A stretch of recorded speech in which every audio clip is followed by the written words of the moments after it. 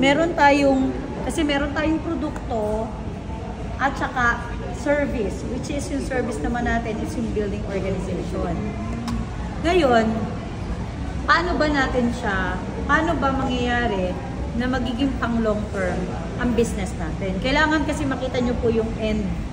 Bakit ang yayaman ng mga mentors, di ba? Paano nila na-acquire yun lahat? It's just a process na kailangan simulan, tapos consistent ang ginagawa.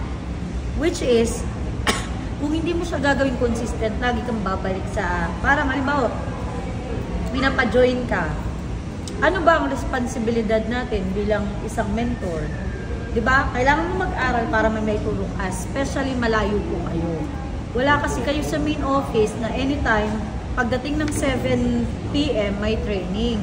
Eh dito sa office, may makikita ka mentor. Paano pag malayo ka na? That's why, yung knowledge mo itself, bakit kailangan kong mag-aral? Para may maipasa ka. Kasi, ang pinag-uusapan natin dito, hindi lang para magbenta tayo ng barley.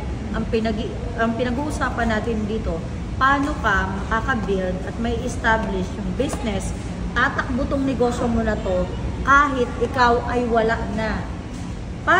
Paano mangyayari na nandito ka sa Manila, tumatakbo ang business mo sa ibang bansa, tumatakbo ang business mo sa probinsya? Parang ako, sample, kami ni Coach Mike, natulog kami. Pero dahil may negosyo kami sa Europe, gising ang negosyo namin. May pumapasok na sales. When I started this business, nakita ko na yung, sabi ko, grabe. One of the key secret ng mayayaman ay leverage. Parang Henry C. Diba? Simple lang para maintindihan natin ang leverage. Pinaparami mo yung sarili mo sa pamamagitan ng ibang tao. Kapag kasi employed tayo, we work for the money. Tama? Pag may business ka, kailangan naman may leverage. Ibig sabihin, paano tatakbo kahit wala ka actual? Parang franchising, bumibili tayo ng sistema. At kailangan maintindihan mo na ganun yung I am worldwide. Sistema siya na kailangan mo maipasa sa iba na kahit hindi actual ka nandun, tatakbo yung business mo. Yung mga leaders mo, para silang nag-franchise sa'yo. Yung napa-join mo dito, franchising mo sila. Na ina-adapt nila yung system. Na kapag gumana kung nasan sila, negosyo mo na yun. Imagine mo, ito nung nag-start ako, na-imagine ko na yung business ko ay tatakbo sa Europe. Nandun si Mentor Claire. Tumakbo? Tumakbo. Na-realize ko na gusto ko din ang negosyo ko tumatakbo sa Amerika. Canada. May leaders ba tayo doon? Meron. UAE. Meron mga leaders ba tayo doon? Meron. Meron ba tayong leaders sa iba't ibang probinsya? Meron. Pinangarap ko na kung saan ako pupunta, may sasalubong sa akin, meron akong i-greet na i-mentor ako. Akala mo ganun lang yun, pero yun yung business natin. Ang sarap, di ba? Pagpunta ko ng Cotabato, nandun kayo. O, edi palakihin natin. Paano? Kailangan mo kasi maintindihan na kailangan lumaki yung business mo.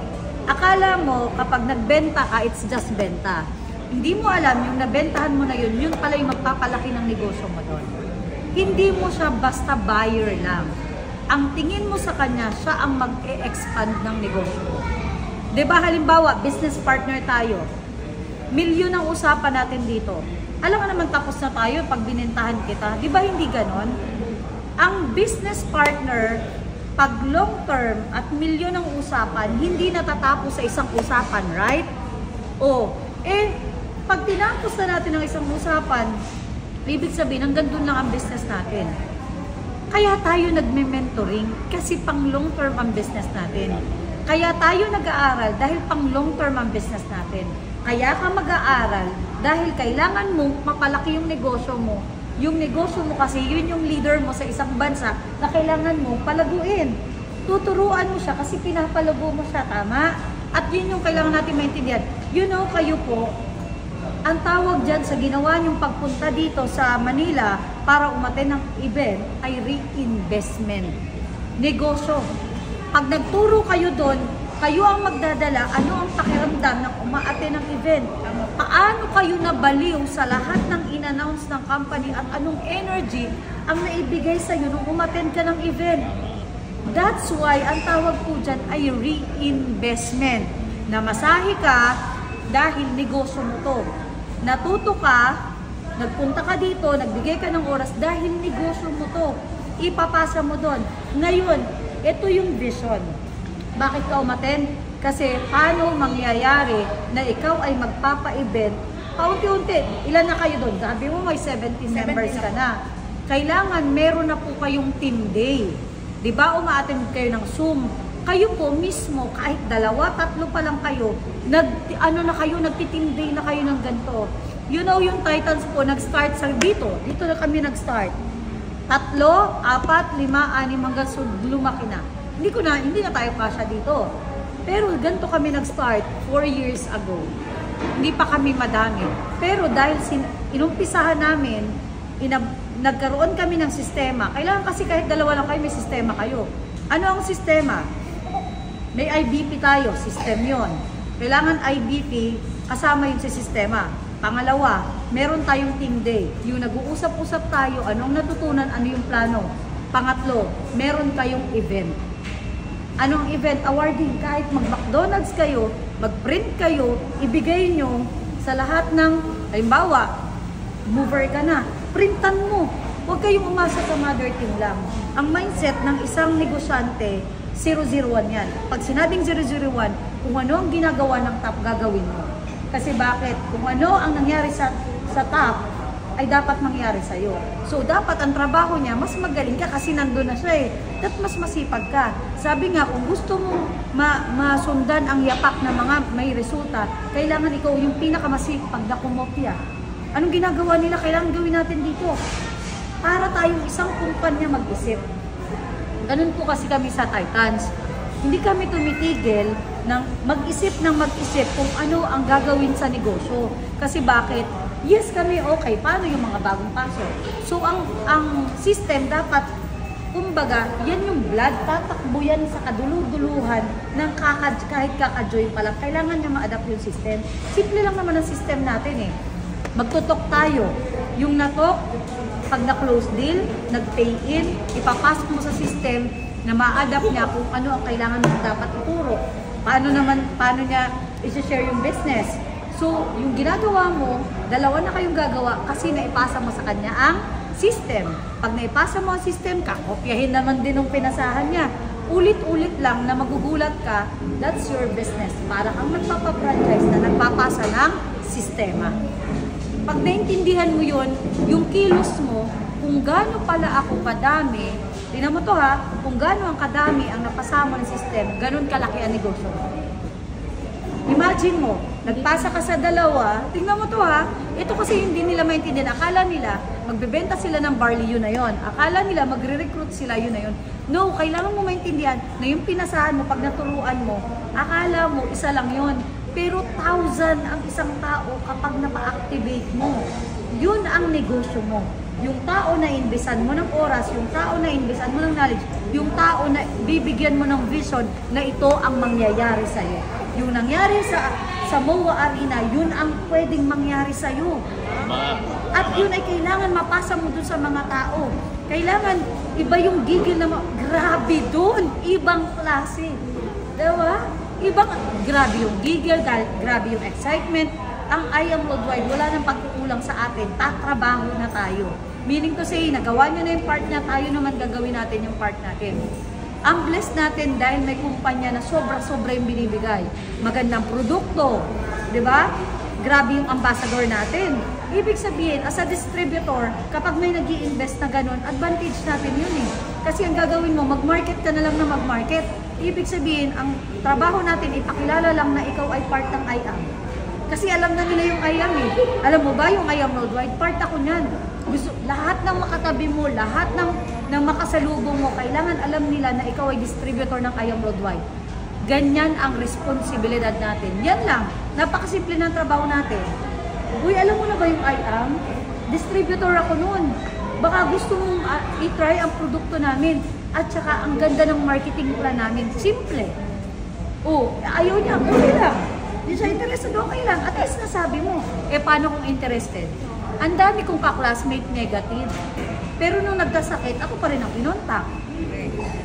Nung bumibili ng barley, sino po kontakin? Ako pa rin kasi alam nila na kahit makulit ako, kakailanganin nila yung barley. Oh, ang dami kong negative na classmate, ayaw sa networking, pero gusto ng produkto. Bibili.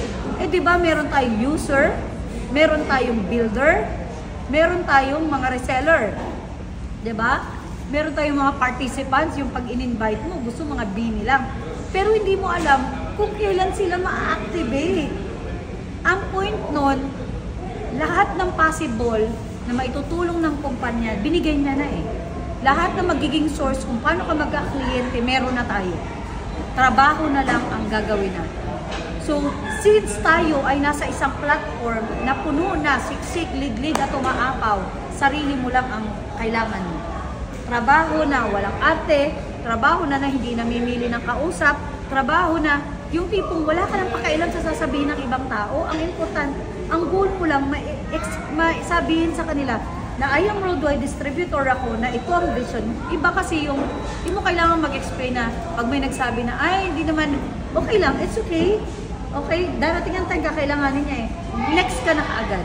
Ang goal mo lang, mabanggit mo, masabi mo, ma-explain mo, that's enough.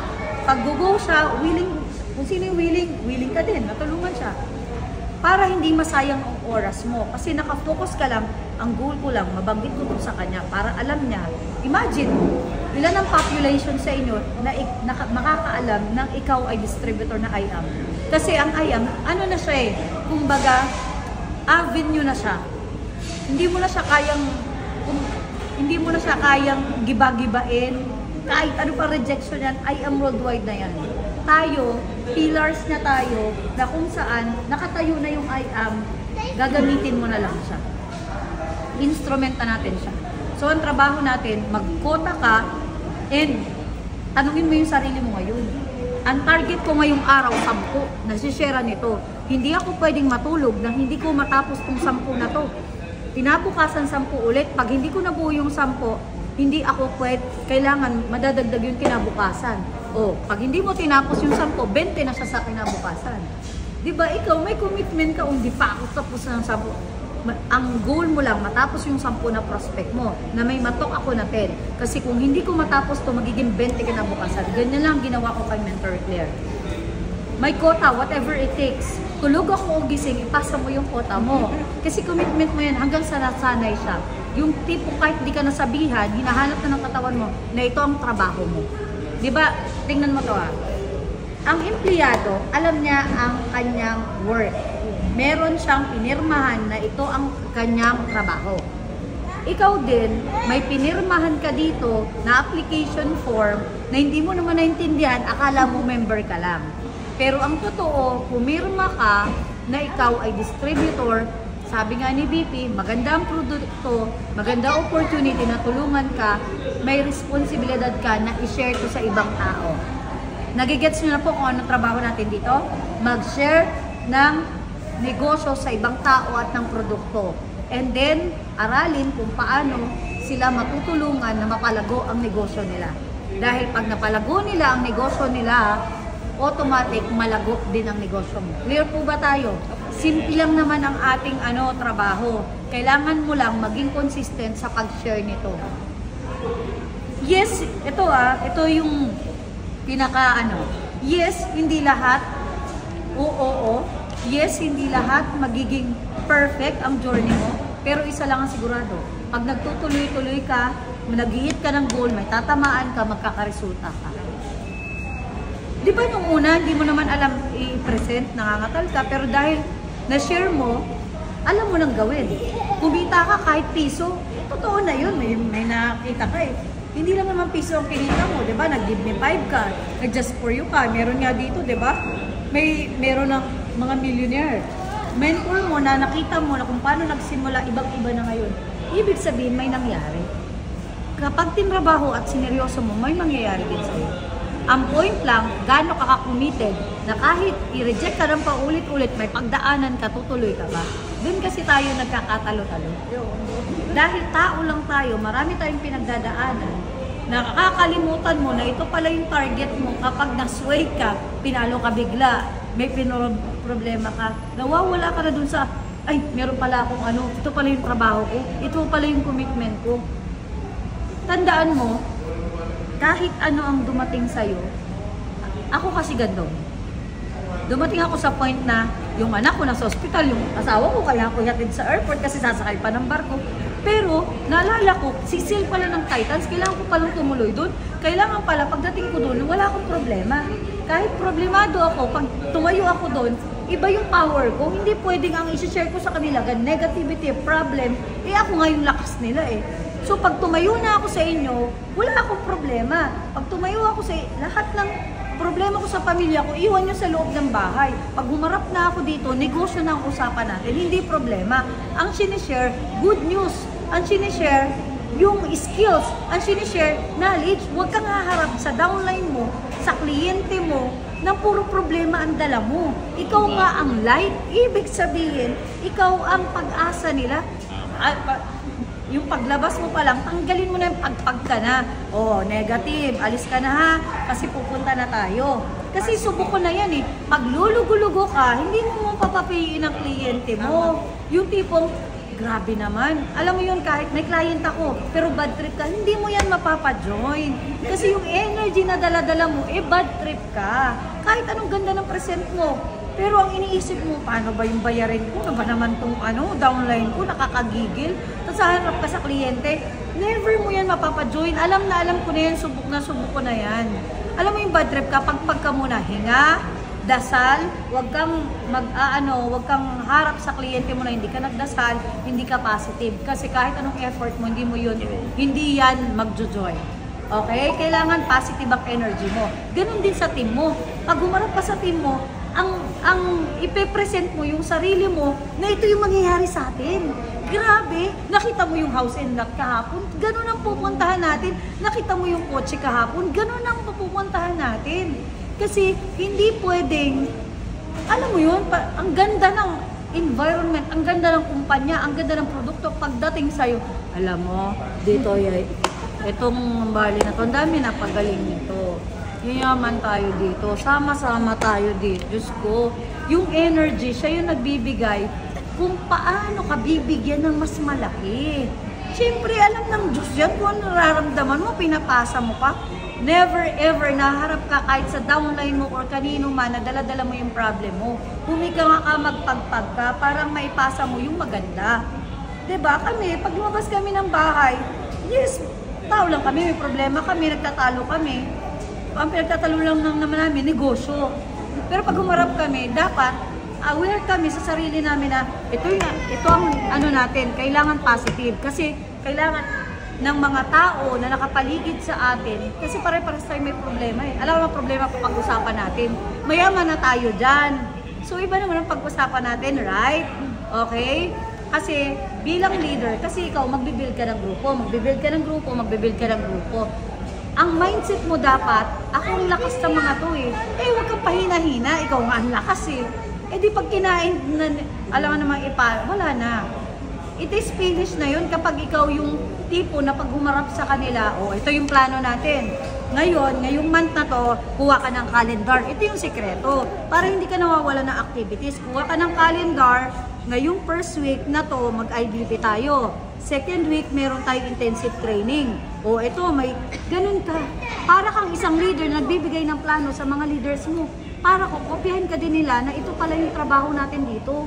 Kasi negosyo mo to eh. Billion nga ang usapan dito eh. Tapos ayaw mong mag-set ng appointment. Ayaw mong magplano para sa grupo mo. Samantalang ito yung pwedeng kitain. Milyon ang pwedeng kitain. Incentive natin, grabe. Alam mo ba, pag na-build mo yung negosyo mo, left and right, automatic, pag naglabas si IAM, iba lagi siya may pa-incentive. Pagkatapos, mag-i-event lang yan, may incentive na naman. Gusto mo ba yung paglabas na, alam mo na, hit mo na kaagad? Build your business. Build. Napaka-importante nun. Kailangan mong i-build. Kasi bakit? Pag na-build mo, automatic lahat. Hindi mo mapipigilan si IAM na maglabas sa incentive. Mag-build ka ng youth, mag-build ka ng ganito, lahat yan. huwag ka munang tumigil. Kasi, ang sarap nung paglabas niya, atin ka dito, aakyat ka, o nag-automatic eh. Hindi madali, pero worth it naman ang nilalaban natin dito. Ang point, tatrabaho din naman tayo sa labas, tama? Wala ka naman choice eh. Pag nag-quit ka kay I Am Worldwide, pupunta ka sa labas, anong gagawin mo? Magtatrabaho ka din. Maghahanap ka din ng pagkakakitaan. Eh, nandito ka na nga, nilagay ka na nga dito sa the best eh. Yung tipong pag ibinigay mo ang todo mo, todo din ang ibibigay sa'yo.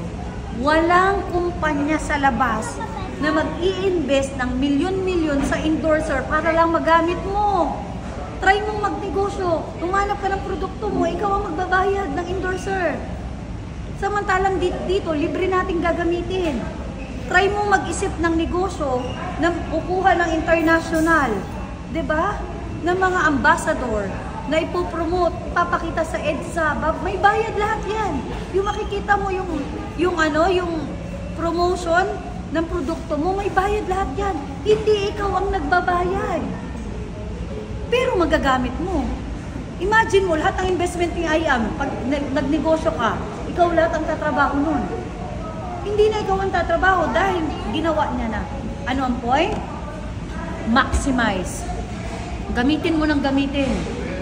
Lahat ng ambassador natin, ang trabaho lang naman natin mag-market eh. Ang trabaho lang natin magkwento. Anong mas mahirap doon? Sa labas din naman, na-reject ka eh. Halimbawa, minsan wala yung tao ko. Kahit magnegosyo ka, iwanan ka pa rin ng tao mo. So, normal yun. May nagre-resign pa rin kahit traditional ang negosyo mo. Kasi naranasan ko po mag-traditional business. May Japan surplus kami. Pinamasahihan ko yung bata para magbuhat ng mga cabinet. Wala pang 1 month uwi na daw. Papasahihan ko ulit pa uwi. O, sino lugi? Ako. May magagawa ako kahit mabwisit-bwisit ako dyan, wala. Ganun lang, hindi mo control. So dito, yung mga hindi mo control, okay lang din. May mawawala, okay lang yan. May mag-i-stay. May magjo-join, may hindi, okay lang din yon. Ang importante, nagawa mo yung part mo. Kasi ibibigay ang tamang tao sa'yo kapag ikaw din ay tama na rin ang heart mo. O yung tipong hindi ka na reklamador. Diba? Tuloy-tuloy ka kahit may nangyayari sa'yo. Kasi, grabe, pag inisa-isa ko sa'yo naging problema ko, sasabihin mo naman, kulang ang pang-maalaala mo kaya. Grabe ang drama ng buhay ko. Pamilya, kung ano, ang dami. So, ang point ko, hindi ko na control yon. Ang makokontrol ko, yung darating. Mababago ko yung sitwasyon, kasi ganito eh, simple lang. Kapag may time of freedom ka, may financial freedom ka, 90% ng problem mo solve. Totoo ba yun? Oo, kasi problema mo, wala kang time. Eh kung meron kang kinikita na, magkakaroon ka na ng time. Kasi bakit? Kaya ka naman wala pang time dahil hindi pa sapat ang kinikita mo. Pero kung ikaw ay kahit nagbabakasyon, masaya kasama ang pamilya mo, diba? Less na yung problema mo sa relasyon. Kasi bakit? Kasama mo na eh, may time ka na. Eh bakit ba't di mo maisip na kaya mo i-build to, kaya ka wala munang time, kaya ka may sakripisyo muna, kasi mas malaki yung kapalit. Para sa pamilya, lahat naman tayo eh, para sa pamilya eh. So anong point? Tumudo ka na ngayon. Magsakripisyo ka na ngayon. Ako, sinabi ko to eh, maliliit pa ang anak ko. Kailangan ko nang hatawin para pagkatapos nito, kapag kailangan nila ako sa school, nandun ako. Diba? O diba? Kung gano'ng kalukulit yung anak niya, bakit siya magsusumikap? Siyempre, darating ang time may isip na yan, hanapin na siya. Ngayon, pwede niya pang iwan yan kasi nag-aaral, hindi pa pare. Pero pag yung anak mo teens na, hinahanap ka na, tapos nasa trabaho ka, o diba? Doon niya ma-realize na masarap ang nanay na kapag kailangan mo, nandyan. Kaya hanggat maliit, yun yung na-realize ko nung bata pa yung anak ko, okay lang kahit wala ako. Eh ngayon, teens na yung anak ko, kung ano na pinagdadaanan, di ba? May mga gusto na kailangan ng nanay. May time na ako. Awa ko na yung oras ko eh. Pero dati hindi ako, ayoko nang, naalala ko to.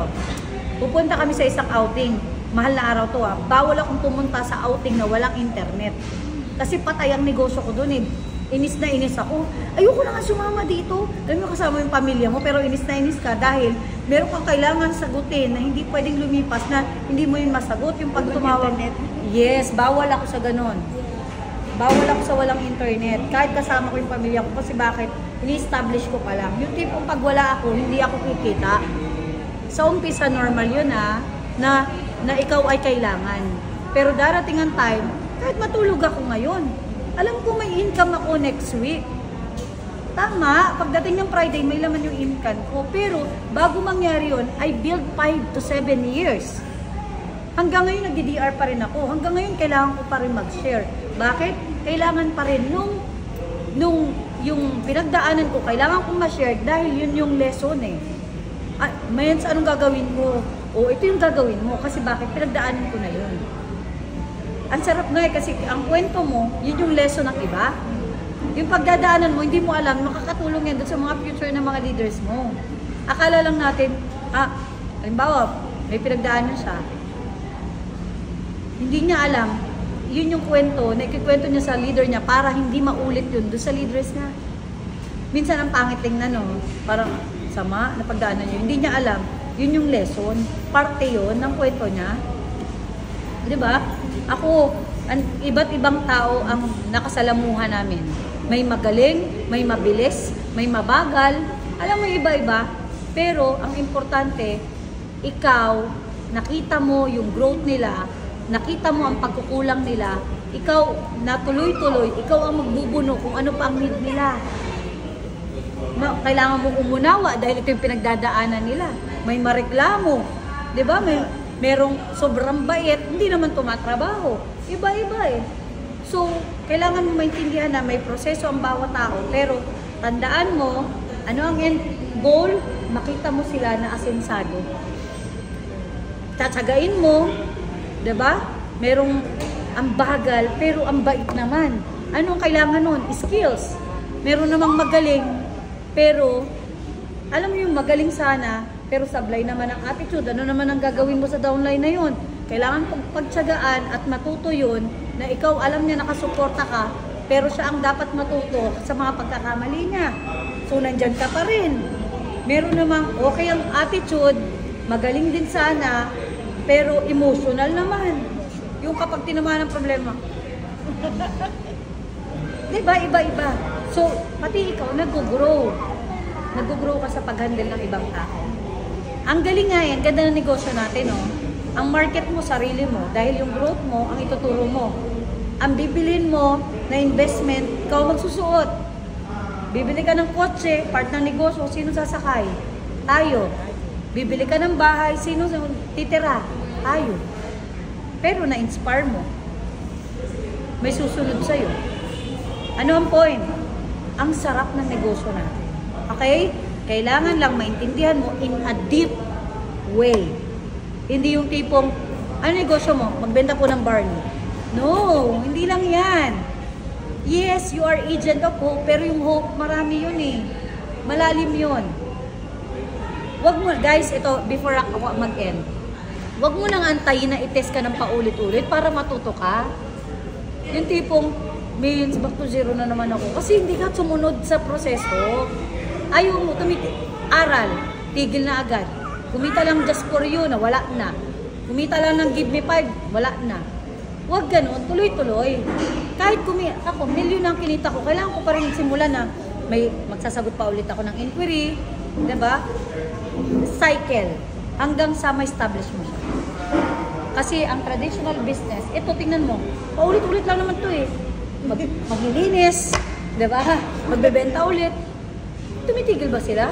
Hindi naman, bukas pa rin ang Burger King. Diba? Bakit? Negosyo kasi to. Kaya tayo kahit kumita, huwag kang tumigil. Tumitigil ka kaagad eh. Naubos din. Kaya nauubos, bumabalik sa zero. Kailangan, ito kahit kumikita ka na, mag-level up ka. Ito ang nahit ko ngayon. Nag-give me 5 ako, kailangan mag-just for you na ako. Nag-sapar na ako, kailangan ko mag-ruby. Hindi pa naman tayo Crown Alpha Mentor. Wala pa nga Crown Alpha Mentor eh. Tapos simpleng titigil agad. The more na malaki ang hinihit mo, the more na malaking problema ang kinakaharap mo. Dahil hindi ka mag-grow kapag same problem ang kakaharapin mo. Naniniwala ka ba doon? Mas mataas ang pressure, mas mataas ang resulta. Mas malaki ang problema, mas malaki ang resulta. At kailangan mo maintindihan mo. Okay? Again, mga mentors, thank you sa time mo. I hope naintindihan namin na darating ang time, invite niyo po kami sa Cotabato. Mag-i-event tayo doon, ha? Ang target natin, sabi ni Mentor Aryan, pag 100 kami doon, may nag-sapphire, may rank up, pupunta kami doon. Okay? Pag may 200 kayo doon, o diba? Ang target kasi natin, magtayo ng opisina. Clear po ba sa inyo kung anong target natin? Tatrabaho po ba tayo doon? O yung CDO, madam? Cebu. O, Cebu. Sa Cebu ka. Galing O, Cebu. okay ha. Okay yung mga, kumbaga, ang target natin ay malaking vision. So, okay lang magsakripisyo tayo sa una kasi iba sobrang laki ng gusto natin mangyari. Hindi naman pwedeng, ito yung gusto natin, tas ang effort natin, ganun lang. Diba? Mens, ano muna ako ngayon? Mens, hindi ako makakapunta. Hindi pwedeng ganun. Kasi hindi, ang hirap kunin ng isang malaki kapag ang effort ay maliit. Ganun talaga po. Kasi ako, ito na yung tirahan namin. Imagine nyo po, gaya pare kaming Antipolo, 2 hours ang biyahe namin. Diba? Para-paras tayong puyat kagabi, diba? Yung anak ko nga doon na natulog eh. So, ayaw nang pumasok. Diba? Ano ang point ko? Sa umpisa lang naman to. Makikita nyo din lahat ng pinaghirapan nyo. Ulitin ko ulit, hindi madali ang journey natin, pero worth it. Okay? Ang sarap makita na umaakyat kayo ng stage. Okay? Maraming salamat. Kita ha? Yes.